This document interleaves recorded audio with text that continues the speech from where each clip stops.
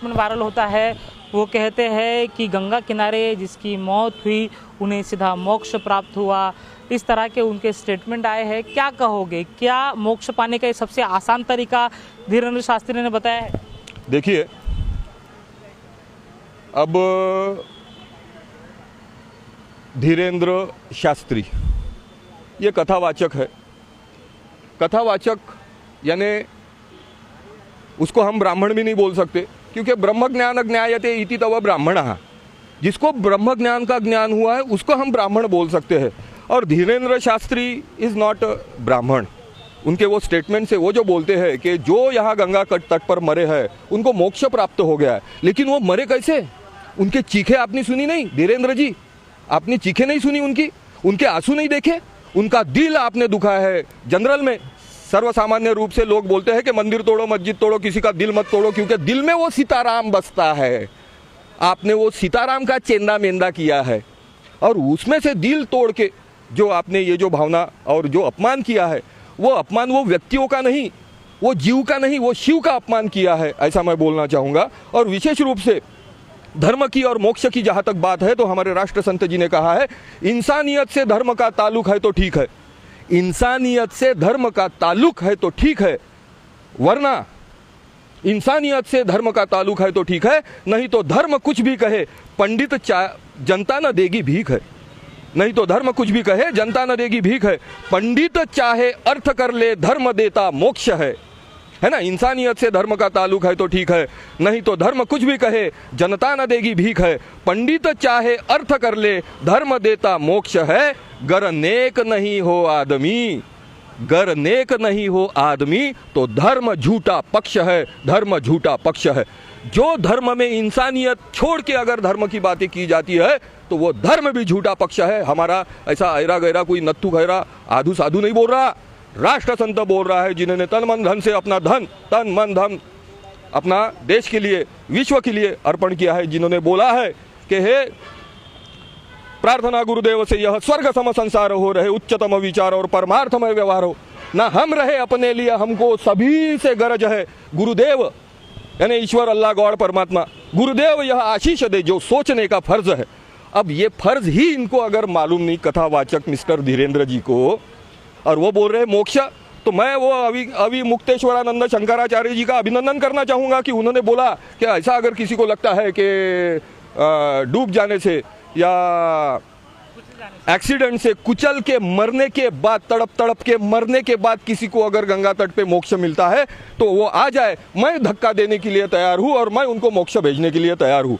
तो ये जो धीरेन्द्र शास्त्री ने जो बात बोली है वो सिर्फ मानवता का ही अपमान नहीं, उन्होंने देश का भी अपमान किया है, उन्होंने हिंदुत्व का अपमान किया है।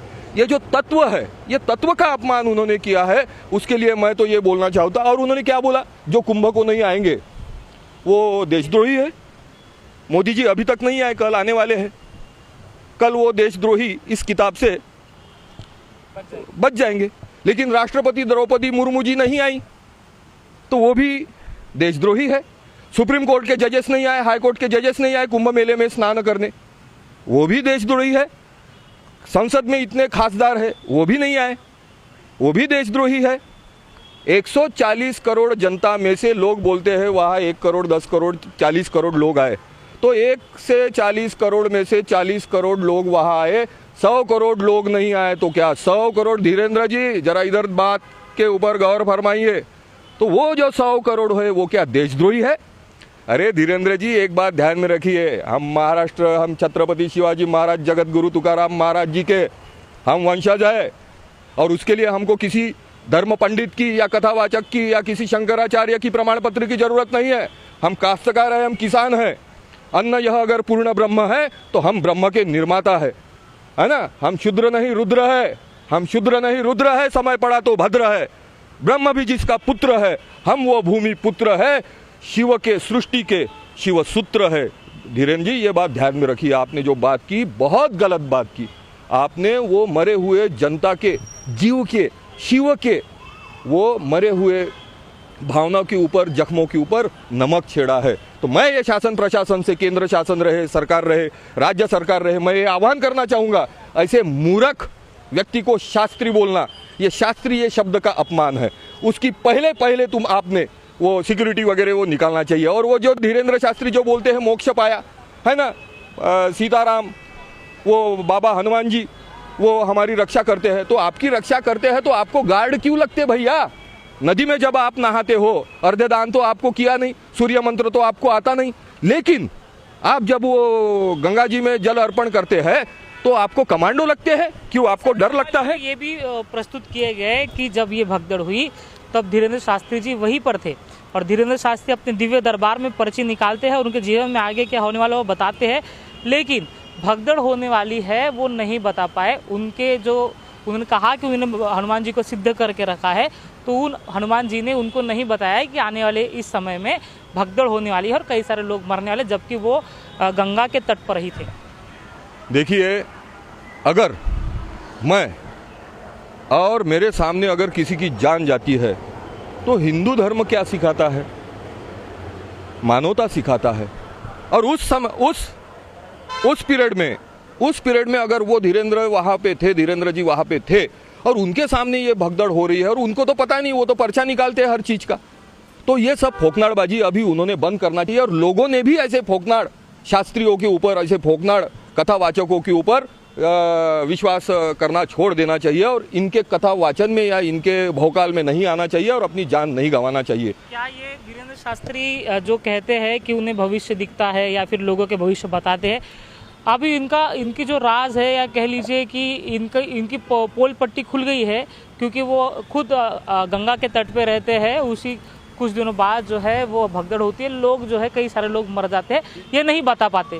तो ये जो लोगों को बताते हैं, फोकनाड़ जो आप शब्द इस्तेमाल कर रहे हो, तो क्या इस तरह के इसको अभी धीरेन्द्र शास्त्री को इतना सीरियस लेने की ज़रूरत है? क्योंकि इनकी पोल पट्टी खुल गई है, क्योंकि इनके पास कोई दिव्य ज्ञान नहीं है। दिव्य ज्ञान होता तो वो लोगों को बताते और बचा भी सकते थे कई लोगों को। बिल्कुल नहीं था, ऐसा कुछ भी नहीं था। और किसी महाशय को वहाँ तो वैसा वो एक बाबा आया, देखो इतने बड़े कुंभ में सिर्फ 2-4 चीज़ें आई, एक तो वो मोनालिसा आई, काजल लगाई, कजरारे कजरारे तेरे प्यारे प्यारे नैना, सब लोगों नैनों में धंस गए। गंगा जी रही बाजू में, स्नान रहा बाजू में, और वो रुद्राक्ष लेने वाली, वो बेचने वाली, माला बेचने वाली वो लड़की थी, है ना, वो कैसी थी क्या थी उससे हमको कुछ लेना देना नहीं है, जीव ही शिव है, वो भी शिव का एक तत्व थी, लेकिन उसके पीछे वो लोग लग गए। दूसरा हीरा और मोती वो निकले अमृत मंथन में जैसे निकलते थे कुंभ में, वो निकले। तो दूसरे आईआईटीएन बाबा ने लेकिन एक बात बोली कि सब यहाँ नाटक है, सब यहाँ ये साधना वाधना कोई करता नहीं वगैरह वगैरह। उसमें से कुछ साधु तो ऐसे हैं कि वहाँ कपड़े खोल के बैठे हैं लंगोट पे, और जैसे ही बाहर निकलते हैं वो पैंट शर्ट वगैरह बिल्कुल अपने चश्मे उसमें पहन के। कुछ बाबा तो वहाँ ऐसे दिखे लड़कियों को मार रहे, लोगों को मार रहे, है ना। तो लोग भी इतने पागल, एक लड़की तो हमने ऐसा देखा है कि वो लिंगनाथ को प्रणाम कर रही है और स्पर्श कर रही है, ऐसा भी हमने वीडियो में देखा है। तो ये सब चीज़ें जो है वो जनता को भ्रमित कर रही है और वो भ्रम के कारण जनता को उसका दुष्परिणाम भुगतना पड़ रहा है। लेकिन ये सार्वजनिक स्थल है, सार्वजनिक प्रक्रिया है, सार्वजनिक प्रोग्राम है, तो इससे देश की प्रतिमा मलिन हो रही है। पूरे विश्व में ये जो चित्र जा रहा है उससे क्या देश की प्रतिमा, भारत देश की प्रतिमा, भारत को ऐतिहासिक सांस्कृतिक बहुत उच्च स्तर का माना जाता है। ये जो उच्च स्तर है, ये उच्च स्तर को वो निचले स्तर पे ले जा रहे हैं, तो इसमें देश की बदनामी हो रही है। इसलिए ये धीरेन्द्र शास्त्री के ऊपर तुरंत शासन सरकार ने उनको जो भी फैसिलिटी दी है वो फैसिलिटी से उनको विरक्त किया जाए। और इसके बाद जनता को भी मैं आह्वान करना चाहूँगा कि ये इस ढंग से चूतिया लोगों को चूतिया बनाने की ये जो माइक भोंगे है, पोंगे है, ये इनको भी बंद करना चाहिए। जैसे और वहाँ एक बात देखने को मिली, जो मुस्लिम समाज को आपने वहाँ दुकान नहीं लगाने दिया, वो कुंभ मेले से दूर रखने का प्रयास किया, जब ये भगदड़ होने के बाद, रास्ते जाम होने के बाद बाहर कई मस्जिदों में लोगों की सोई की उन्होंने अपना इंसानियत का, धर्म का परिचय दिया, तो फिर इसमें बदनामी किसकी हुई? तो हिंदू धर्म का आप नाम कर रहे हो या बदनाम कर रहे हो? क्या आप षड्यंत्र रच रहे हो हिंदुत्व को बदनाम करने का? सारे देश में, सारे वर्ल्ड में हिंदुत्व की व्याख्या किसी ने नहीं की, अगर की है तो वो हमें दिखा दे। उस हिंदुत्व की व्याख्या सिर्फ एक व्यक्ति ने की है, वो है राष्ट्र संत तुकडोजी महाराज, और वो बोलते हैं कि अभी ऐसे परिस्थिति में ये जो दोषी है उनको अभी छोड़ा ना जाए। क्या अगले कुंभ के लिए और अगले स्तर पे लोगों की जाने लेने के लिए उनको छोड़ना चाहिए? तो इनके ऊपर भी कार्रवाई होना चाहिए। तो ऐसे परिस्थिति में राष्ट्रसंत टुकड़ोजी महाराज बोलते हैं कि साधन अब बदलना होगा, घर घर यही गाना होगा। ये नौटंकी छोड़ो, ये सब नौटंकी छोड़ो। अब वो जो गंगा का जो पवित्र जल था, वो जल में अभी वो मरने वाली की किंकारियाँ है ना, मरने वाले की वो जो चीख पुकार, वो समाविष्ट हो गई है। गंगा का पानी, राम तेरी गंगा मैली हो गई, पापियों के पाप धोते धोते, ऐसी परिस्थिति बोलने की आ गई है। तो साधन अब बदलना होगा। फिर अभी क्या करना होगा? तो राष्ट्र संत बताते हैं कि साधन अब बदलना होगा, घर घर यही गाना होगा। एक जमाना था जप तप का, यज्ञ याग तीर्थ का, अब तो श्रम देकर ग्रामों को ठीक बनाना होगा। एक जमाना था दान धर्म का, मंदिर सुंदरता का, अब तो भूमि दे गरीबन को गांव निभाना होगा। एक जमाना उच्च वर्ण का, सत्ता धनमत्ता का, अब तो सेवा समता सब में प्रेम बहाना होगा। टुकड़िया दास कहे यही होगा, टुकड़िया दास कही यही होगा, होकर ही रहेगा। उल्टी चाल चलेगर कोई, उल्टी चाल चलेगर कोई, तो पागल कहना होगा, तो उसे पागल कहना होगा। तो ये शासन प्रशासन को हम आह्वान करना चाहते हैं, फिर वो केंद्र सरकार रहे या राज्य सरकार रहे, फिर नरेंद्र मोदी जी रहे या फिर योगी जी रहे, कि अभी prevention is better than cure. Marathi में बोलते हैं वैद्यापेक्षा पथ्य बरी, है ना। तो हकीम से परहेज अच्छा।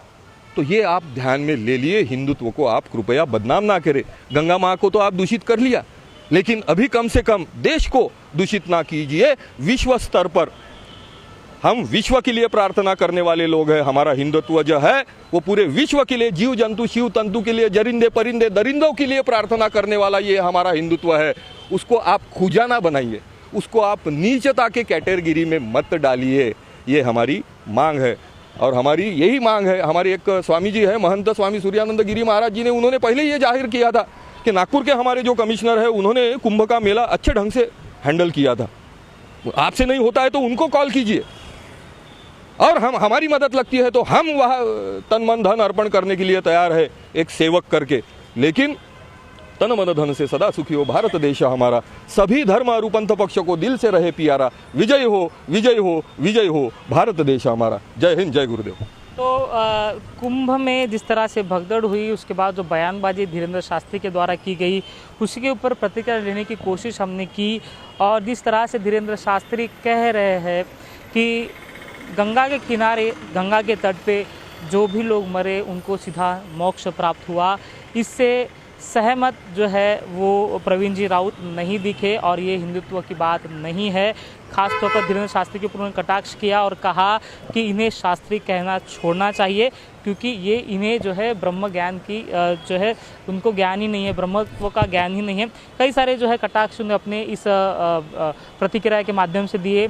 और जिस तरह से प्रशासन के ऊपर और शासन के ऊपर उन्होंने कटाक्ष किया कि जो व्यवस्था उन्होंने कुंभ में लगाई वो पूरी तरह से विफल रही और उनकी विफलता के कारण जो है कई सारे लोग मारे गए हैं, ऐसी उनकी प्रतिक्रिया इस दौरान दी गई है।